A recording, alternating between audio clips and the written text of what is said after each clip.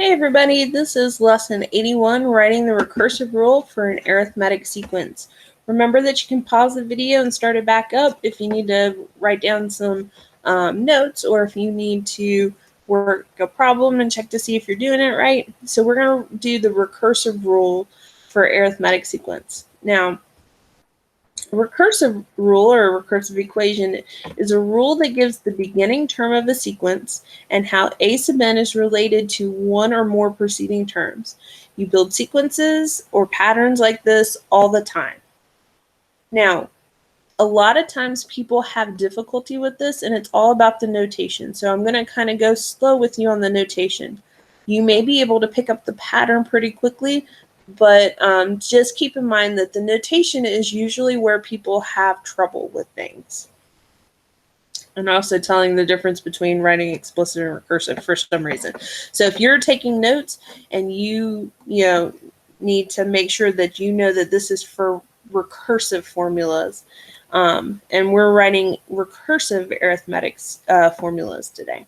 So far, we focused on sequences generated by an explicit rule, where the value of each term relates directly to the position of that term. I want the 1,000th term, I plug in 1,000, and I get the answer back. Okay, so that is a very direct thing to do. If I want the second term, and I know what the first term is, I might not want to write an equation for that. So explicit rules, their pros, like the thing that they're the best at is, helping you find numbers very far away.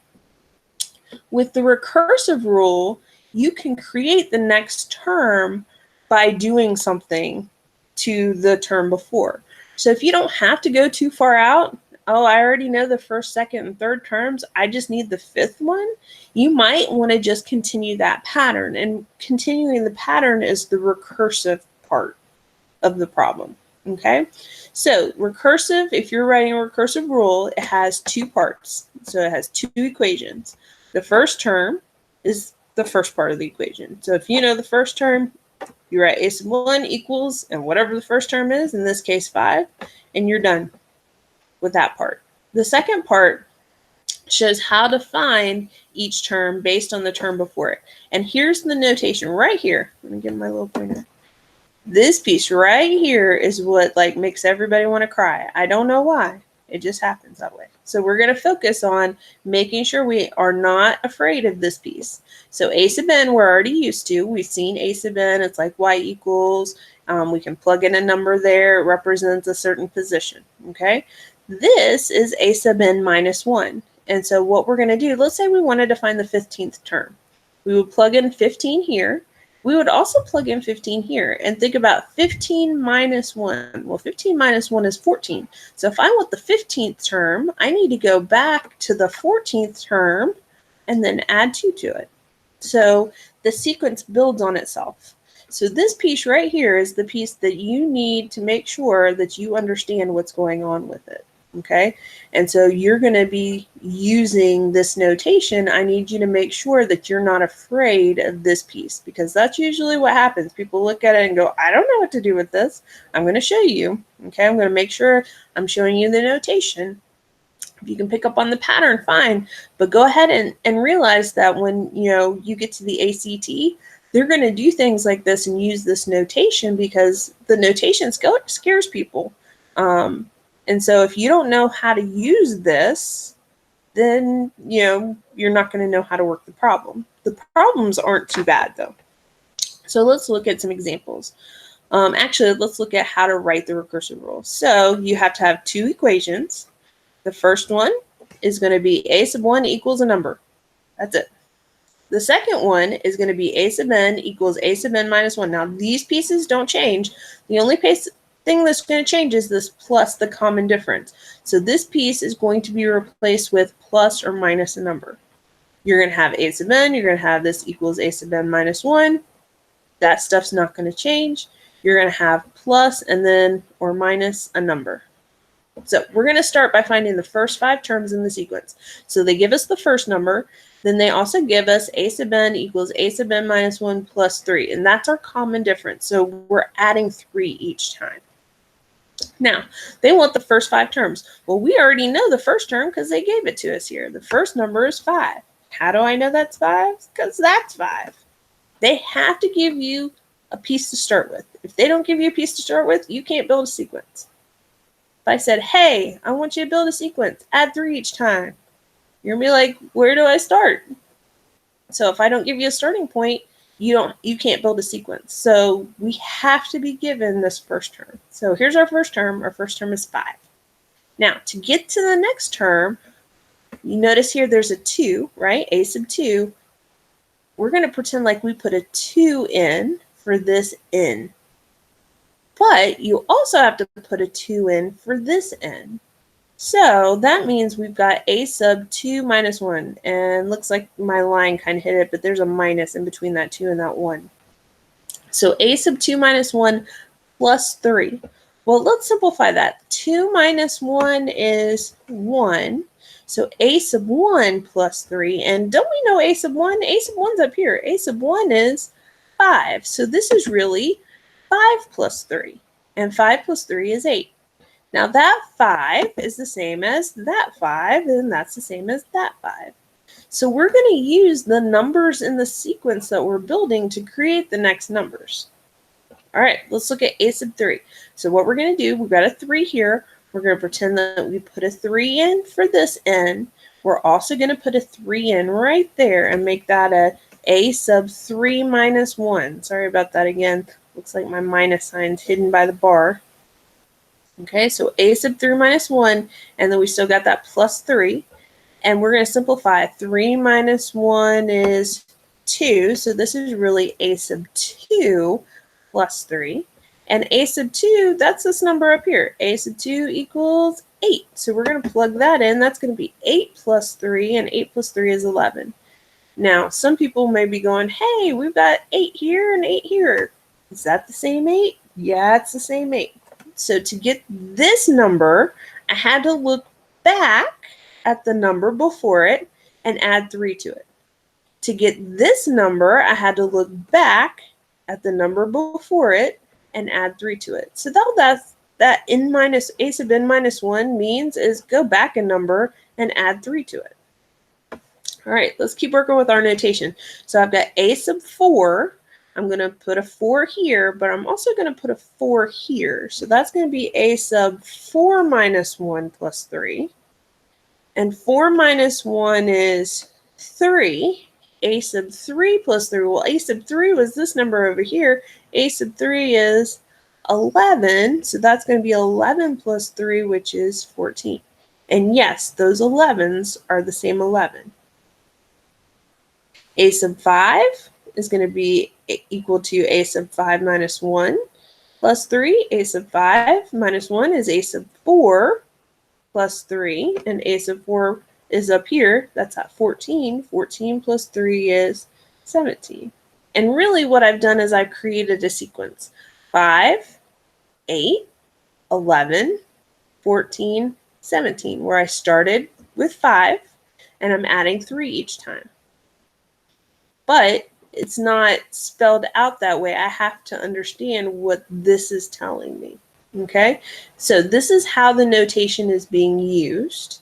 Especially if you need that or you want to understand that better, you can use it. But if you're like, oh, this is just telling me start with 5 and add 3 each time. 5 plus 3 is 8. 8 plus 3 is 11. 11 plus 3 is 14. 14 plus 3 is 17. That's a different way to do it, and it's perfectly valid as well. All right, so let's look at example 2. Example 2, we start with a sub 1 equals 2. So we're starting with 2. And this says I'm going to find a number, I'm going to take the number before it and subtract 1. So my first number is 2. To get the next number, I'm going to take 2 and I'm going to subtract 1 off of that. 2 minus 1 is 1. To get the next number, I'm going to take the number before, which was 1, and I'm going to subtract 1 off of it. 1 minus 1 is 0. To get the next number, I'm going to take the number before, which is 0, and I'm going to subtract 1. 0 minus 1 is negative 1.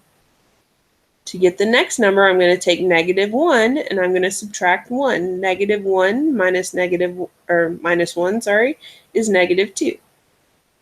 Now, do you see a lot of repeating numbers? I do.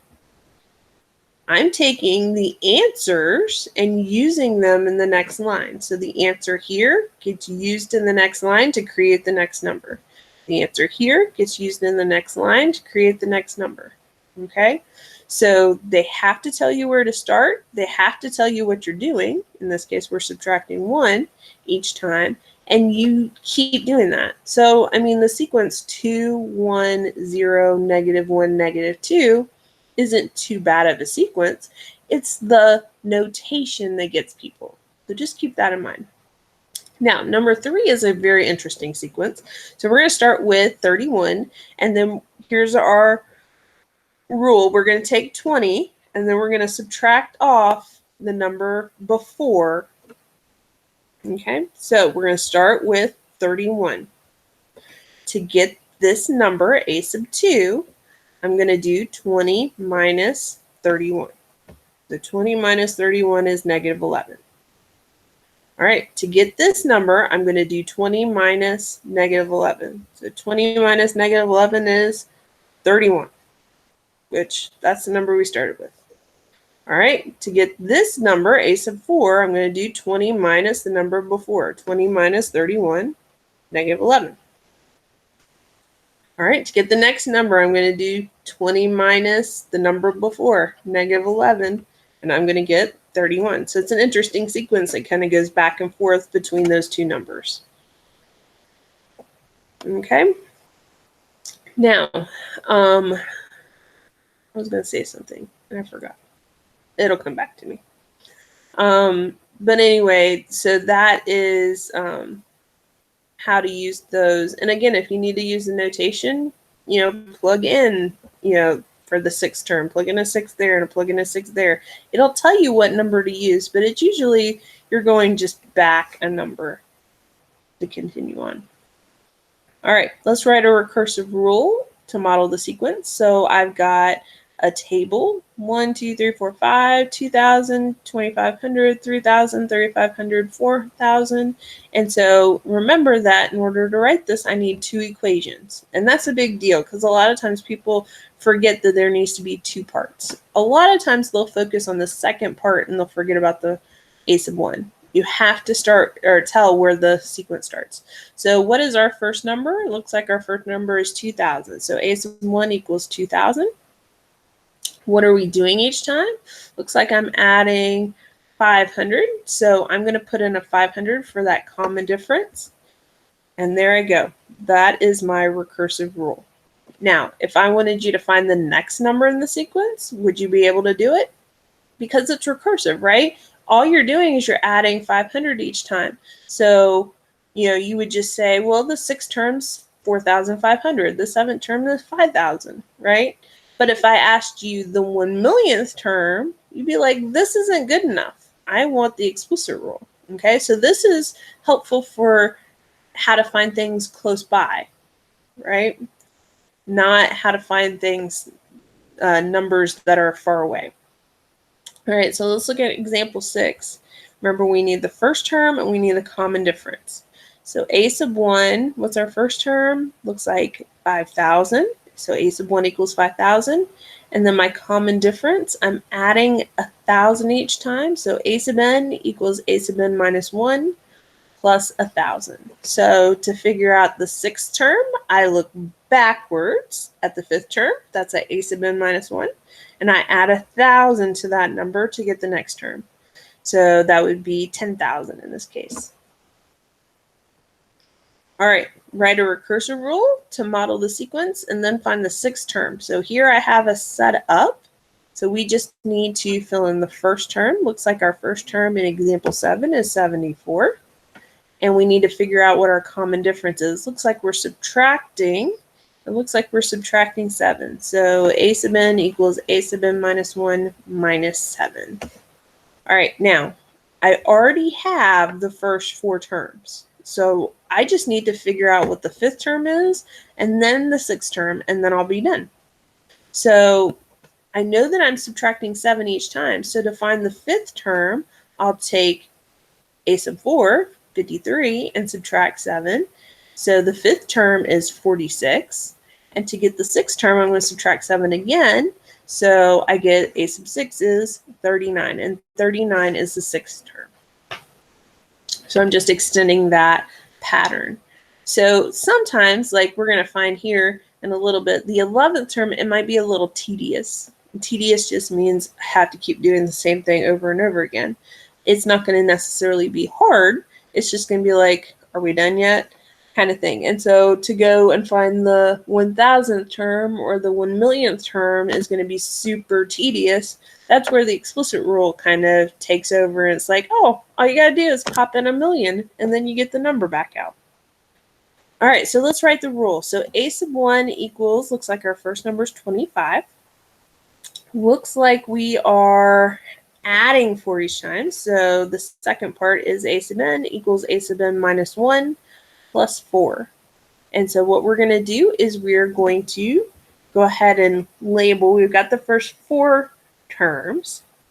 The fifth term will add 4 to 37 and get 41. Add 4 again to get the sixth term. Add 4 again for the seventh. Add 4 again. Add 4 again. Add 4 again.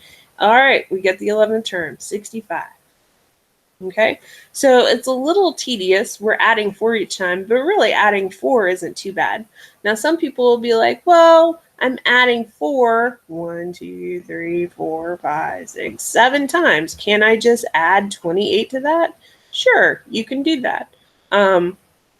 But it's, you basically, when you do this, you're either coming up with, because basically when you do that, you're looking at using the explicit rule. But you're basically building the sequence when you find the 11th term or the 6th term. You're building that sequence out is really what you're supposed to be doing with the recursive model. All right, so explain in your own words how you would find the 100th term in any recursive sequence. Here's what I would do. I'd start with the first term, then find the second, then the third, then the fourth, then the fifth, and so on and so on and so on until the 99th term, and then I add or subtract one more time, and then I'll find the 100th term. And that sounds like a pain in the butt.